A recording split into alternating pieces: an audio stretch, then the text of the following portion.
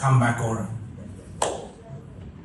You see, I tend to look at life as a series of retro movie moments. At the beginning of each film is a classic memory. I often sit there or lay in my bed to find a playlist of music to suit each and everything I see this movie. Plays out as the music drowns out the voices of each character. Their role is to aid the story being told as my mind peers through moments, searching for my ancestry. I have dreams in which I awaken a king, and in this dimension I have everything. At my fingertips is access to lands numbered on each microprint that each hand bears. Dance for the diamonds in between my toes as I throw them with the skill set of Ronaldo, the one from Brazil. You see, these dreams bear such a striking resemblance to a lucid fantasy, playing with my emotions the way a prime Barcelona does tiki-taka, compressing possession on an aggregate of 10-3, and all I have after 22 years in my arsenal is the potential of these dreams, these memories, play out as I wander through each of these and I consider where I am today. I am that I am because the I am showed me something that we all know is a simple command to pray.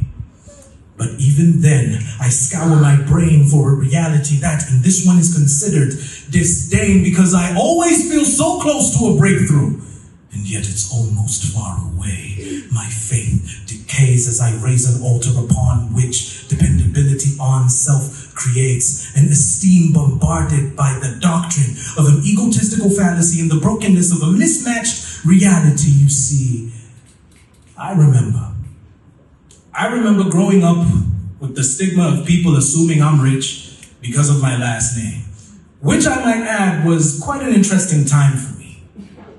It was fascinating, I mean. Your jealousy reeks of entitlement, placing me upon a shelf where you have labeled me a rich kid with privileges I honestly wish I had when I would watch my mother squeeze hope and rainbows out of mops as she attempted to clean up after our past.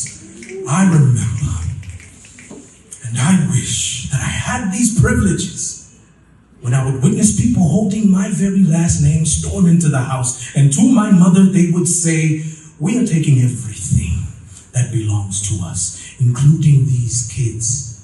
And this was after my father passed.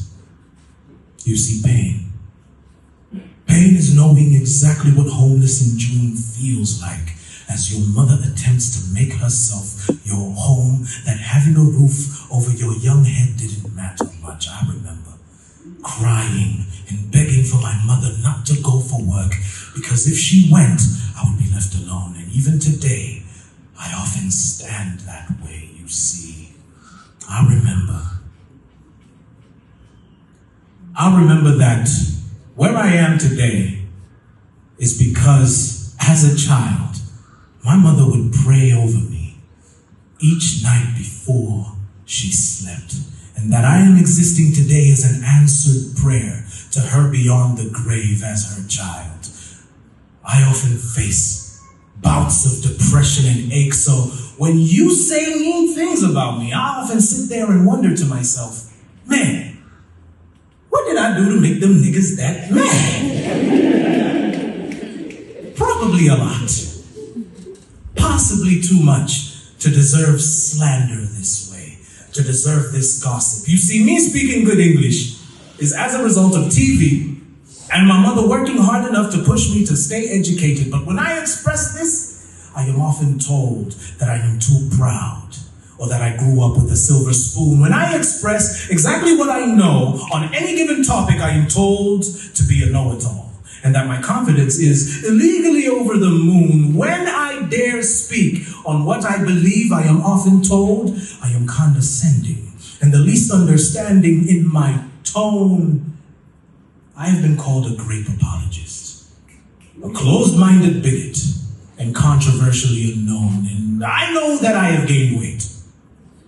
Consider that I have a Pixel, an iPhone camera, and 6 mirrors in my home. I know exactly what I look like. before I leave my house. I would actually appreciate it if you could just shut your mouth. Your comments are not compliments. You cannot gauge how I feel about my body based on your own accomplishments. You see, I'm a work in progress. Been hitting the gym as of recent. I'm a work in progress. And if I can afford you that understanding, I would really appreciate it if you could think or consider me before you speak, because I promise you, I'm the type of guy that has the sarcasm that could make you go rebrush your teeth until your gums bleed. So please, don't try me. I'm a walking wrestling advert. It took years to perfect and to do me safely. If I was a gun, I promise that sun would not be on safety. You see, I go on flight mode with my pen. I do not play games with the writing. My legacy breathes through the tips of my thumbs, thumping a screen to write things. Extremely left-handed. With every taboo they tried to throw on me, you see, excellence is excelling when they are excelling and try to have you walk on broken shells. But you see, I rounded them up and hosted it quick, shot to the top until I was beyond it. And as I sit in all humility in the lowest part of the atmosphere on a cloud wasting away, observing, I gaze upon the people that have flaming envy on their lips and hands, their blood Antarctic.